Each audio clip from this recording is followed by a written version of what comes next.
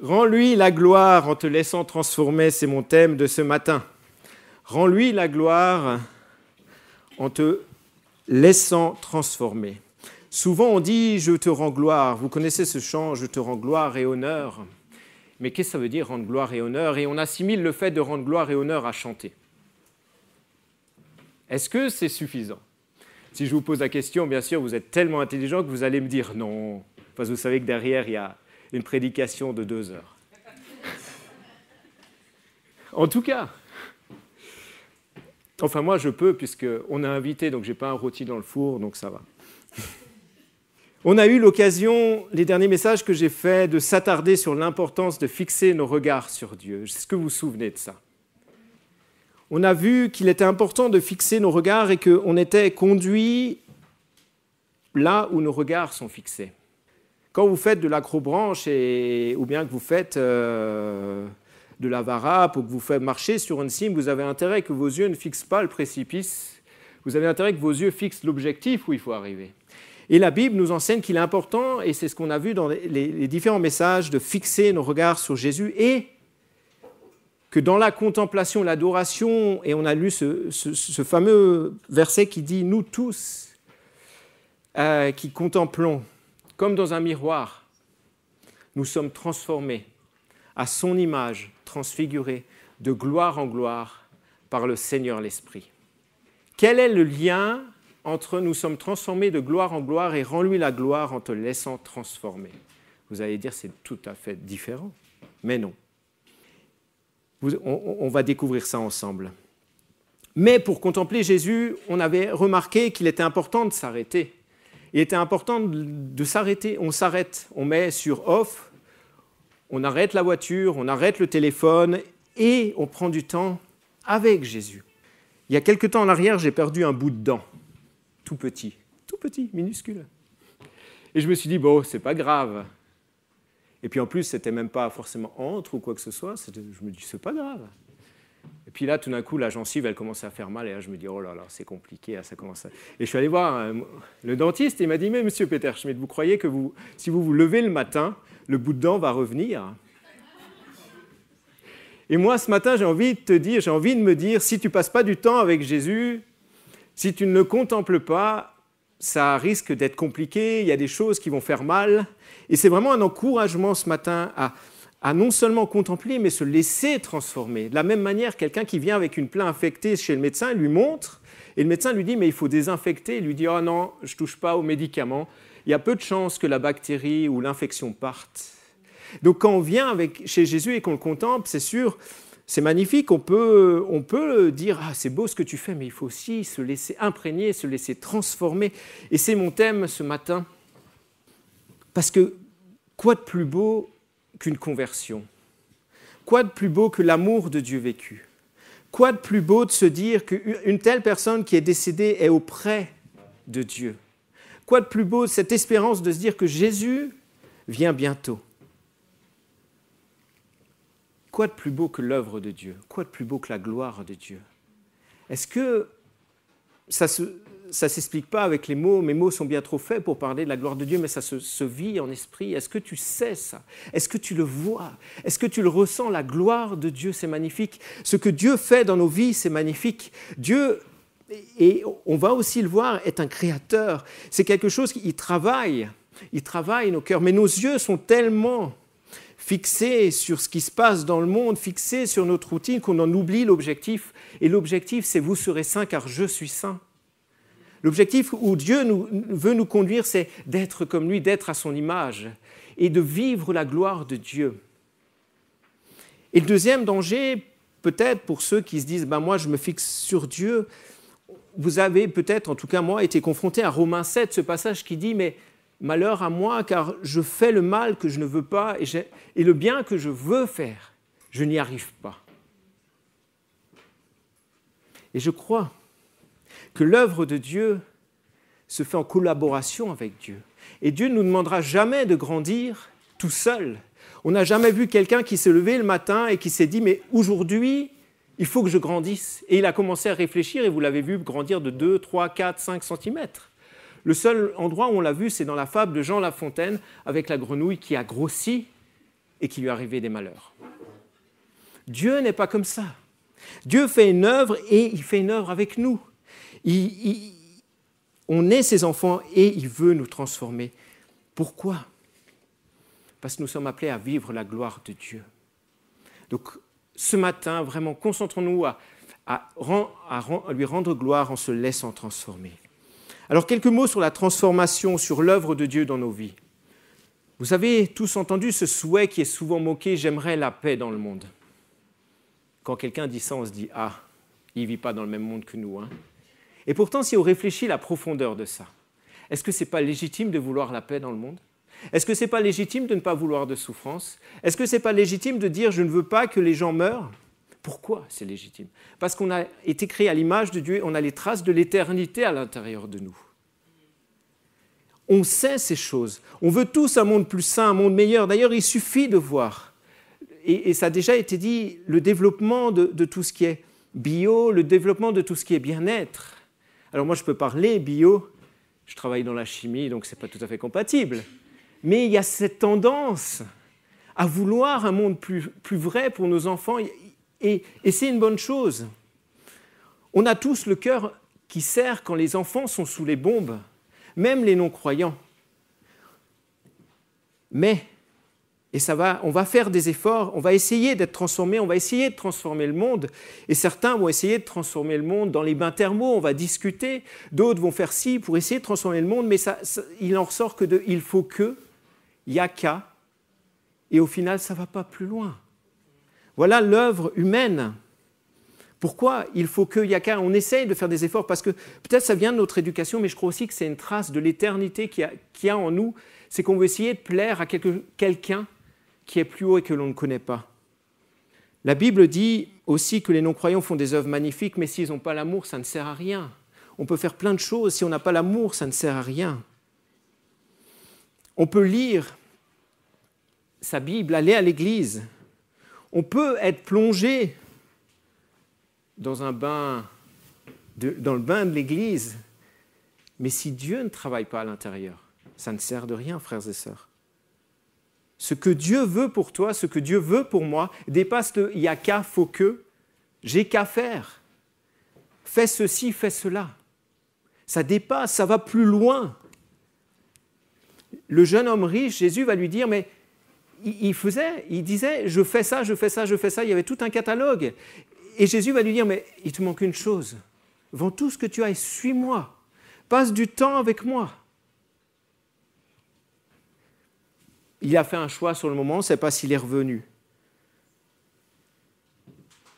Et dans nos milieux, et je crois que c'est super, on veut tellement progresser, on veut tellement plaire à Dieu, et à force de s'appuyer sur il faut que je fasse ceci, il faut que je m'améliore, que maintenant je lise 5 minutes la Bible le matin, 2 heures je prie, et on se décourage parce que justement, on est seul. Romains 7 se termine par « Gloire à Jésus qui me donne la victoire ». Et le secret, c'est que l'œuvre de Dieu, la transformation de Dieu, ce n'est pas nous qui pouvons la faire.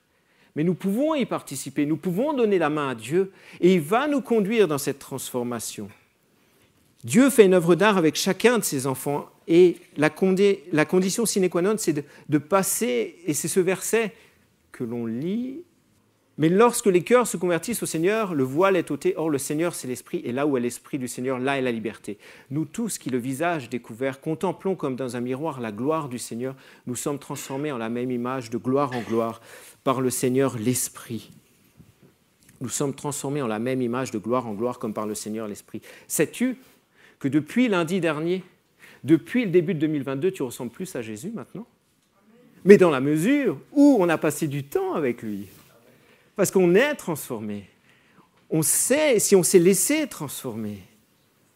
Aucune œuvre d'art, aucune réalisation, vous pouvez imaginer le plus beau paysage, la mer, les montagnes, le soleil qui se met de telle manière avec un jeu de lumière magnifique, avec aussi les odeurs des arbres fruitiers, avec tout ce que vous voulez qui vous fait vibrer votre être artistique, votre être intérieur, mais cela est encore rien par rapport à ce que Dieu fait dans nos vies, à l'œuvre d'art de Dieu.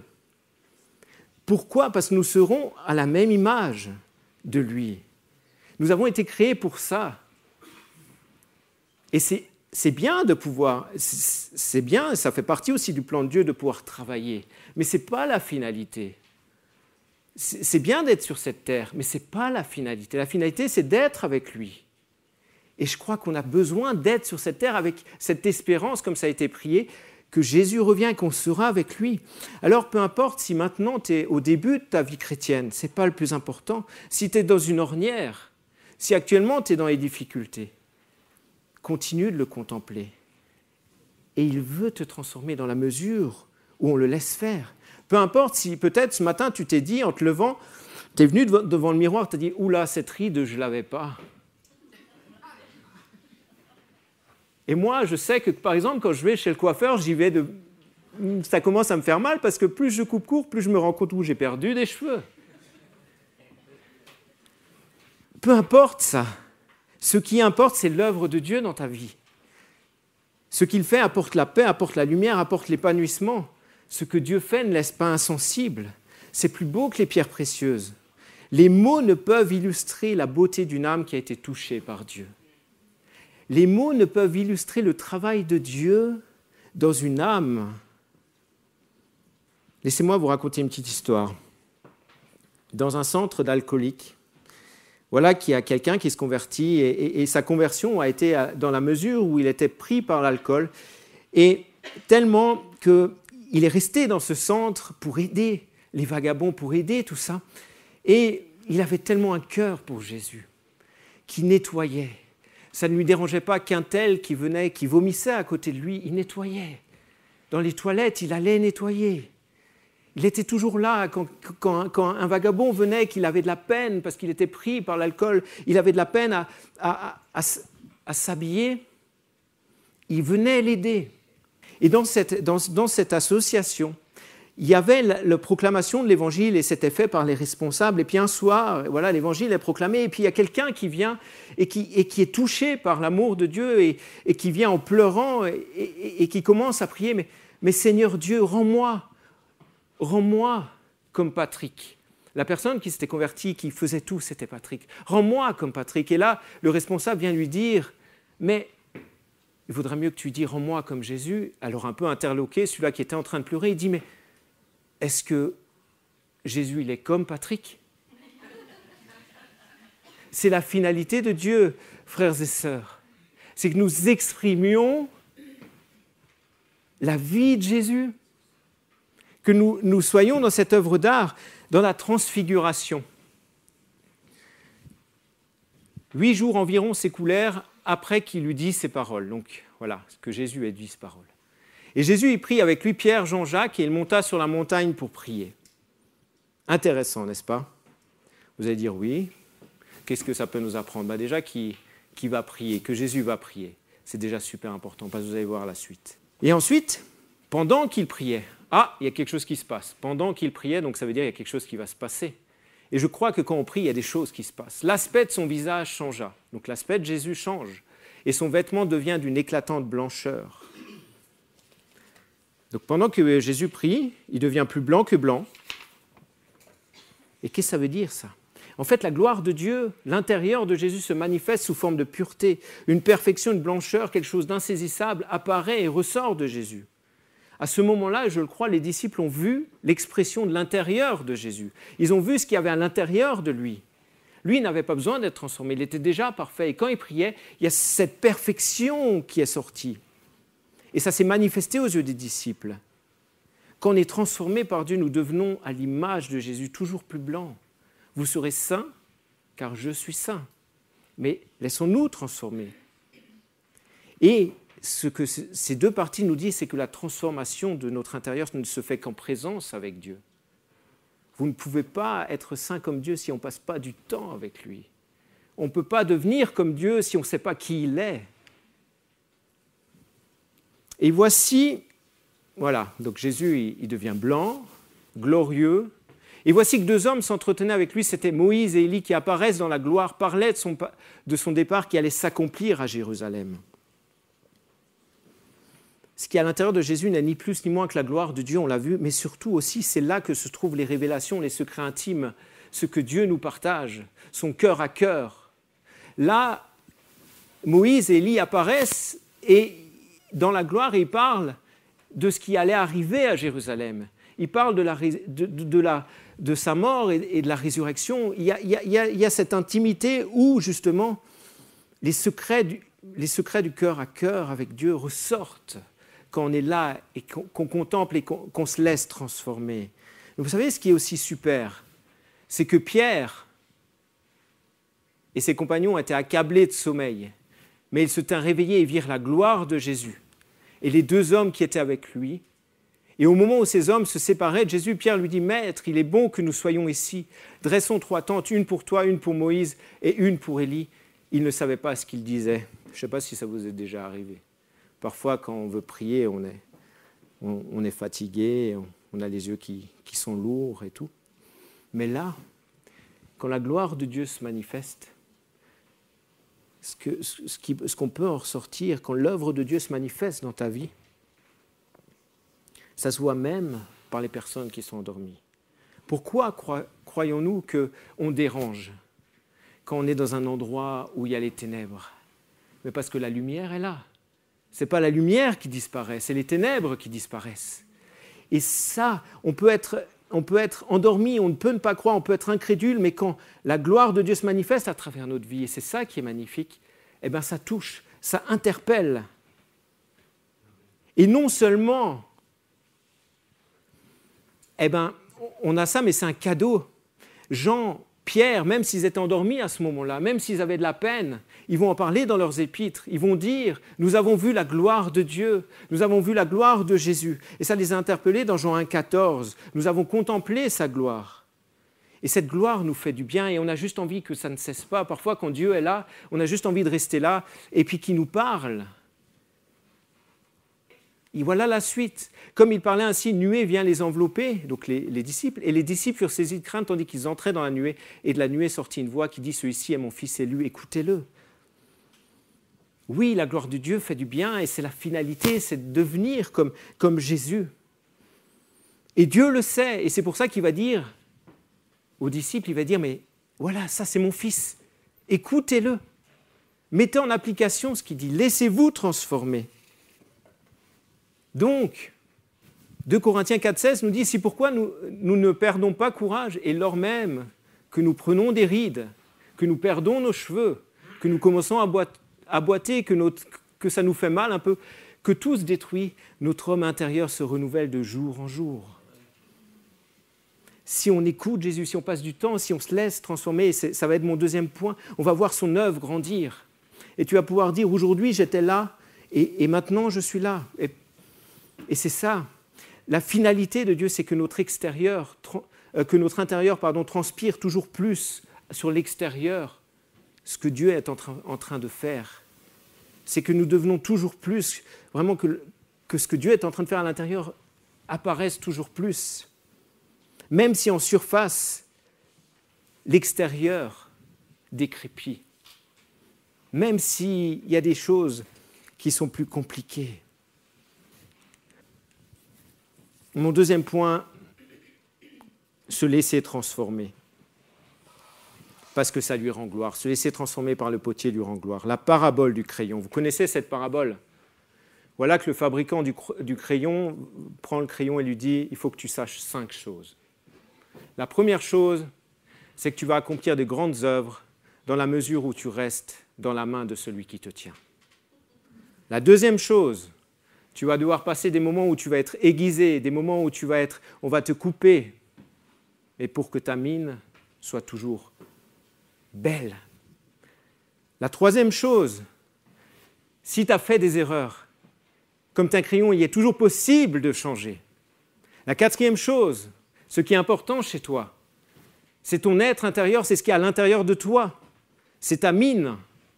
Et la cinquième chose, oh, j'ai un trou. Ça va me revenir. Si on prend ça dans la perspective chrétienne, comme le crayon, nous sommes appelés à être dans la main de Dieu et se laisser transformer, et se laisser conduire sur la feuille de papier de Dieu dans les œuvres de Dieu. Et parfois, Dieu va dire « Ah, ta mine là, elle est un peu émoussée. Allez, je suis avec toi, mais je vais te tailler. Mais je suis avec toi, t'inquiète pas, je suis avec toi. Ah, tu t'es trompé, c'est pas grave. Ce qui a été fait à la croix, efface. On peut continuer, t'inquiète pas. Ensuite, ce qui est à l'intérieur de toi est précieux. Je l'ai fait à mon image et je veux le faire justement grandir. C'est ce qui est à l'intérieur de toi qui est précieux. Alors prends-en soin, garde ton cœur plus que toute autre chose, car de lui proviennent les sources de la vie. Et la cinquième chose ne m'est toujours pas revenue, mais si ça me revient, je vous le partage. Mais comme ce crayon, nous sommes appelés justement à être dans les mains de Dieu pour faire des œuvres. Et dans Jérémie 18, il est dit « Je descendis dans la maison du potier ». C'est Jérémie qui descend dans la maison du potier. Et voici qu'il faisait un ouvrage sur le tour, donc une poterie sur le tour. Le vase qu'il faisait fut manqué. Comme il arrive avec l'argile dans la main du potier, il en refit un autre vase, tel qu'il trouva bon de le faire. Et la parole de l'Éternel me fut adressée en ces mots, « Ne puis-je pas agir envers vous comme ce potier, maison d'Israël ?» Oracle de l'Éternel, voici, comme l'argile est dans la main du potier, ainsi vous êtes dans ma main, maison d'Israël. À vous remplacer maison d'Israël par Église de Martigny. Et vous pouvez remplacer Église de Martigny par votre prénom. Lisez ça dans Jérémie 18. Ça fait particulier. Hein? Ne puis-je pas agir envers vous comme ce potier, Michaël? Voici, comme l'argile est dans la main du potier, ainsi tu es dans ma main, Michaël. Mettez votre prénom. Ce texte nous rappelle que nous sommes l'argile et que Dieu est le potier. L'argile est un des plus anciens matériaux qui est malléable. Et c'est utilisé pour faire Elle est pétrie avec de l'eau, elle donne une pâte plastique qui peut être facilement moulée ou mise en forme. Et après cuisson, elle donne un objet résistant. Et ces argiles de haute température, elle devient, si elle est faite à haute température, elle est cuite à haute température, elle devient imperméable. Et nous sommes comme cette argile dans les mains de Dieu. Est-ce qu'on a déjà vu l'argile, je ne sais pas si vous avez déjà vu ça, qui dit au potier, « J'aime pas comme tu me touches, j'aime pas ce que tu fais de moi, j'aime pas le vase que tu es en train de créer, tu pourrais faire mieux. » Est-ce qu'on a déjà vu ça? Non. Et qu'en est-il de nous? Est-ce que vous n'avez jamais négocié avec Dieu? « Ah, mais moi je pense que tu ferais mieux de faire comme ça. Ah, mais je pense que si tu faisais comme ça serait peut-être mieux. Ah, et puis moi j'ai été éduqué comme ça, donc ça pas pour moi, Seigneur. » Non. Est-ce qu'on n'a jamais... je parle de moi, pas de vous. Hein.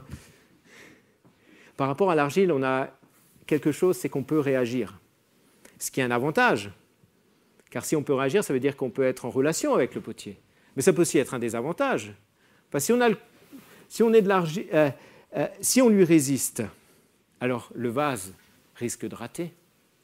Si on lui résiste. Quel type d'argile sommes-nous? Est-ce qu'on est dur ou est-ce qu'on est malléable? Est-ce qu'on est imbibé de la présence de Dieu ou est-ce qu'on est dur? Vous savez, il y a deux manières de résister au potier. Enfin, trois. Soit désobéir, je ne veux pas faire. Soit fuir. Et Jonas, lui, il a suivi les deux. Il a désobéi et il a fui. Voilà. Et si on regarde dans la Bible, l'endurcissement va conduire à des échecs. Si on ne se laisse pas transformer, on risque de... le vase va rater comme dans le texte qu'on a lu. Mais la bonne nouvelle, c'est que si notre vase, il a raté là, si on est là et on se dit c'est raté, le potier, qu'est-ce qu'il fait? Il reprend l'argile, il l'imbibe, il le met sur son tour et il continue, il persévère. La Bible nous enseigne que Dieu nous a donné un cœur de chair. Un cœur de chair. 2 Corinthiens 3:3. Vous êtes manifestement une lettre de Christ écrite par notre ministère, non avec de l'encre, mais avec l'Esprit du Dieu vivant, non sur des tables de pierre, mais sur des tables de chair sur vos cœurs. L'œuvre à la croix a fait que nous ayons des cœurs de chair, des cœurs qui sont malléables, des cœurs qui sont dans la main de Dieu. Et il est malléable grâce à l'œuvre de la croix. Aujourd'hui, on a le choix. Avant de se convertir, on n'avait pas le choix, parce qu'on faisait de toute manière ce qu'on ne devait pas faire, le mal. Mais là, on a le choix. Alors, venons dans la présence de Dieu, laissons-nous transformer et on restera malléable et tout ce qu'on a vu, toutes ces belles choses à l'intérieur vont ressortir et l'œuvre de Dieu. Et puis les gens vont dire, mais c'est magnifique. Mais si on désobéit, si on résiste, si on ne se laisse pas transformer, parce que parfois on est dur, on n'a pas envie. Je parle de moi encore une fois, pas de vous. L'argile qui était malléable va sortir de la présence de Dieu, va devenir de plus en plus dure. Et ça sera difficile de faire quelque chose. Donc il faudra la remettre dans l'eau, il faudra l'imbiber à nouveau. Il est important pour se laisser transformer de laisser Jésus travailler notre cœur par la parole. Il va nous émonder, il va nous enlever les choses qui sont en trop. Il va faire son œuvre d'art. Ce qui est important, c'est de rester dans ses mains comme le crayon.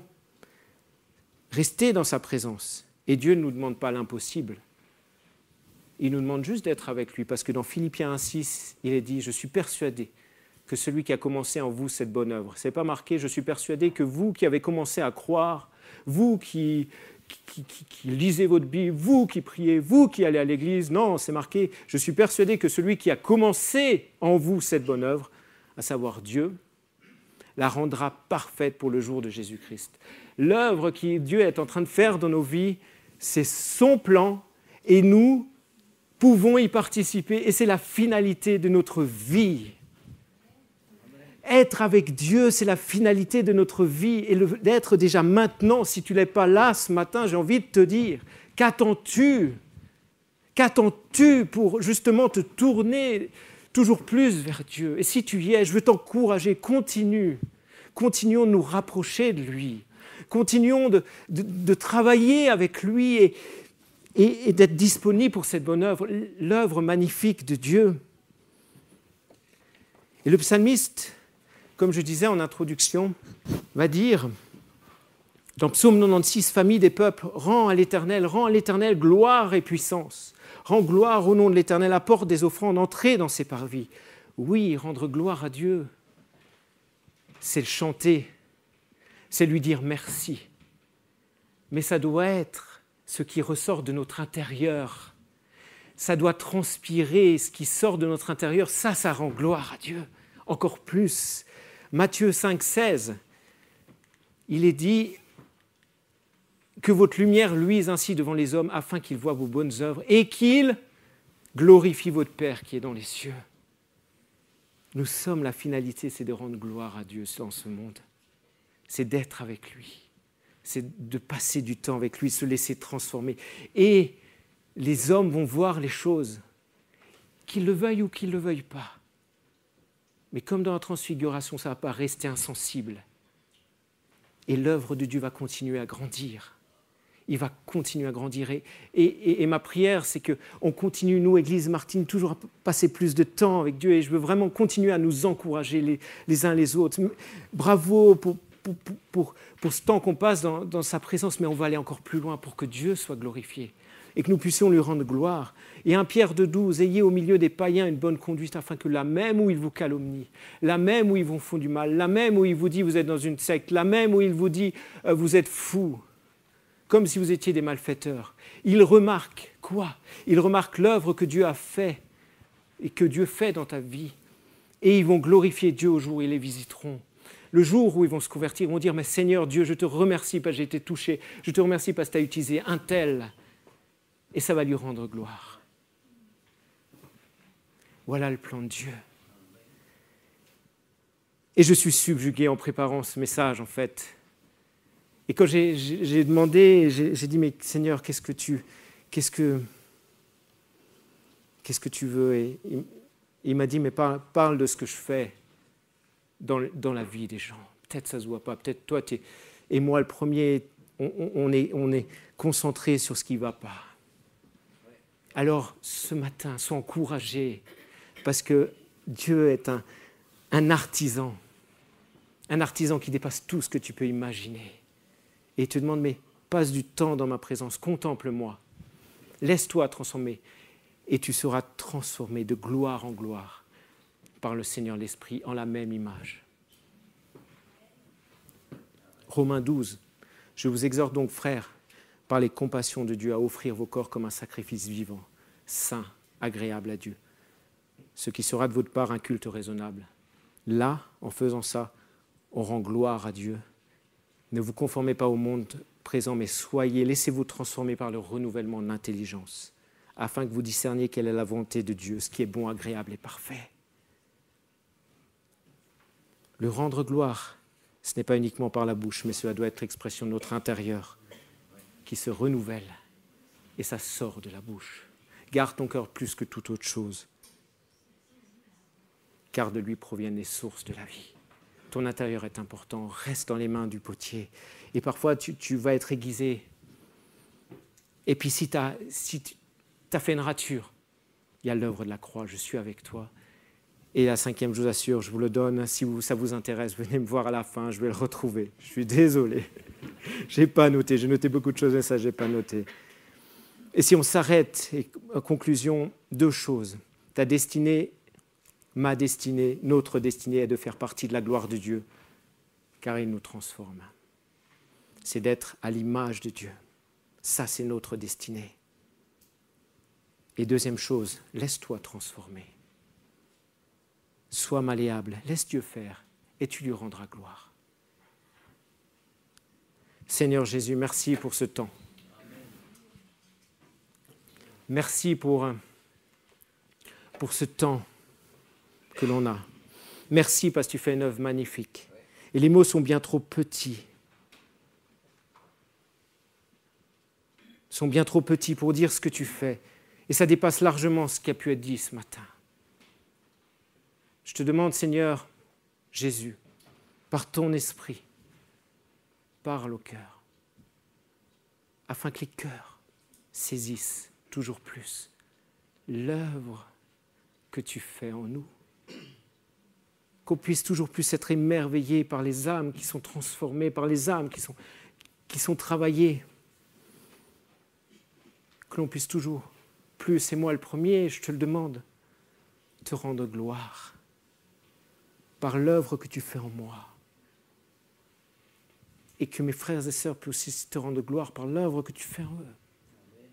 Et je te prie vraiment, aussi pour ceux qui ne sont pas dans cette destinée encore, mais parle-leur. Continue. Seigneur, c'est le cri de mon cœur. Et c'est le cri de notre cœur. Seigneur Jésus, merci pour ton œuvre. Merci parce que notre destinée, c'est justement d'être transformé à ton image. C'est de vivre ta gloire en étant transformé à ton image, à tes côtés. Et merci parce que tu nous invites juste à nous laisser transformer et à passer du temps dans ta présence. Amen.